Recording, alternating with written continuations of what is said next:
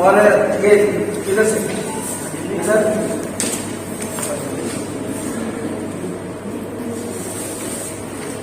और मैं निवेदन करूंगा कि चंद शब्द जो है आप भी बताएं भगत सिंह जी के बारे में।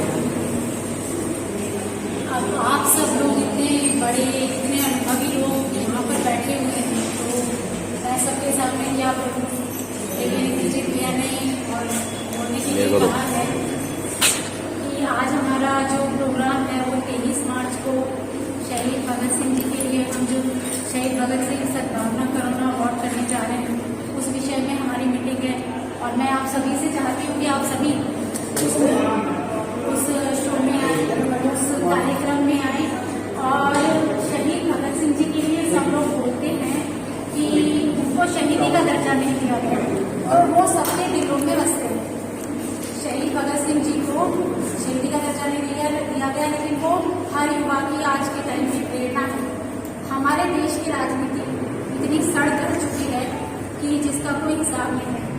अब हमारे देश में जो राजनीति है उसमें जो खामियां हैं उनको पहले हमें ठीक करना पड़ेगा, तभी शहीद भगत सिंह जी को दर्जा मिल पाएगा। और हमारे देश की एक बहुत बड़ी एक क्या कह लें कि बहुत बड़ी मतलब प्रॉब्लम है कि परिवारवाद की राजनीति होती है यहाँ। और जो लोग राजनीति में हैं उनके लिए अलग नियम है और जो जनता है उनके लिए अलग नियम है, इसीलिए यहाँ पर डेवलपमेंट नहीं हो पा रही है। जिस दिन सबके लिए नियम एक हो जाएंगे उस दिन डेवलपमेंट आराम से आसानी से होगा। जब हम संसद भवन के अंदर जाएं तो हमारे व्यक्ति जो ऊपर दिखे तो उनको पता चले कि 23 साल की उम्र में इस नौजवान युवा साथी ने क्या किया है और हम जो है आज संसद में आकर क्या कर रहे हैं। मैं आज एक चीज और कहना चाहता हूँ कि हमारे किसान बेचारे देखिए कितने दिन से वहां पर लगे हुए हैं। अरे प्रधानमंत्री जी हाथ अपनी छोड़िए, ये भी आपके परिवार के लोग हैं। आप हमारे देश के प्रधानमंत्री हो, आपकी सभी समुदाय के लोग आपको राजा मानते हैं, लेकिन राजा का काम क्या होता है? किसी जो जनता को दुखी ना करना। और इसमें दिक्कत क्या है? अगर वो मांग रहे हैं आप ऐसे कर रहे हैं तो ऐसे कर दीजिए। आप लोगों ने उनको बिठा रखा है, आप देखिए, आप जब वहां जाएंगे तो आपकी आंखों से पानी आ जाएगा। किस प्रकार से मैं कह रहा हूँ यहाँ पर हम लोग 1 घंटा बैठेंगे तो देखिए हमारा कैसे अभी हम कुर्सियां लगी हुई पंखे चल रहे हैं, लेकिन उन लोगों के ऊपर पीछे बारिश भी आ गई थी, बुरा हाल, फिर भी जो है वो बैठे हुए हैं। तो अक्सर अंदर उनके कुछ ना कुछ आवाज है ना उसके। और किसान का अगर ये हाल है तो दूसरे लोगों का आप हाल क्या करोगे? इंद्रजीत सिंह का मैं दिल की गहराई से और बहन अंजू सरकार जी का बहुत बहुत मुबारकबाद देता हूँ, आदर करता हूँ और सम्मान करता हूँ। और शहीद Bhagat Singh social welfare society के जितने भी मेरे साथी हैं, मैं सबको दिल की गहराई से मुबारकबाद देता हूँ कि इसलिए कि जिसकी सोच बढ़ जाती है वो सामाजिक होता है।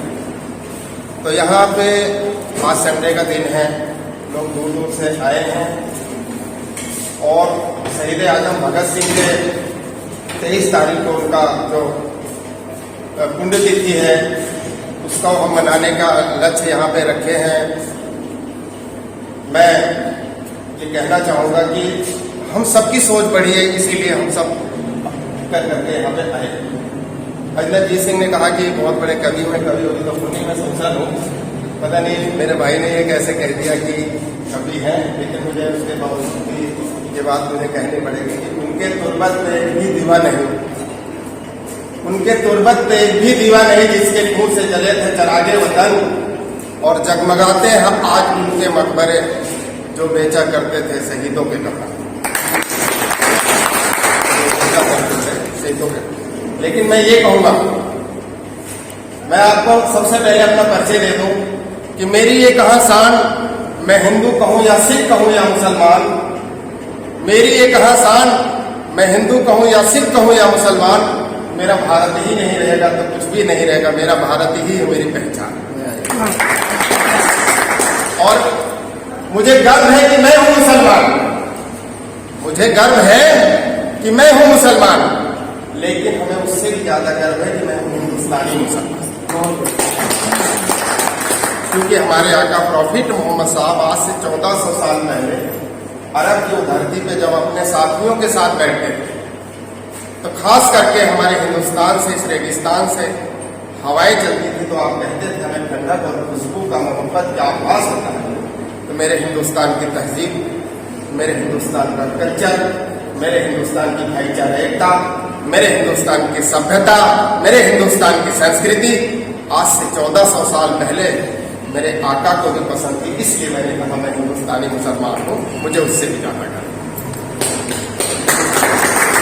मैं एक बात कह के थोड़ी सी अपनी बात आगे बढ़ाऊंगा। ये मेरा देश सूफी संतों का देश है, ऋषियों मुनियों ने हमारे देश को सींचा है। लेकिन मैं आज जो ये हालात चल रहे हैं, इस दौरे तरक्की की लहर देख रहा हूं और जलते हुए नफरत के शहर देख रहा हूं, इस दौरे तरक्की की लहर देख रहा हूं, जलते हुए नफरत के शहर देख रहा हूं।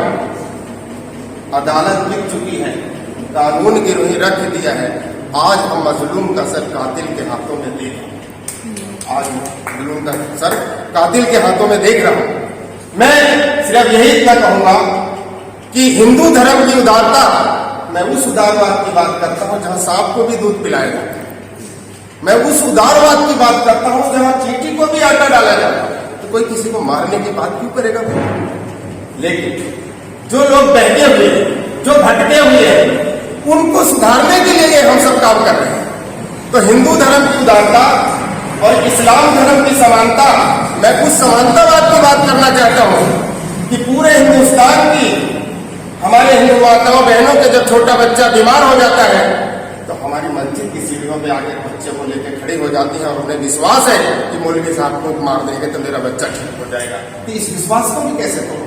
इसीलिए मैंने कहा कि हिंदू धर्म की उदारता, इस्लाम धर्म की समानता, सिख धर्म की शौर्य, ईसाई धर्म का सेवा भाव, जैन धर्म की अहिंसा और बौद्ध धर्म का करुणा का महासागर है।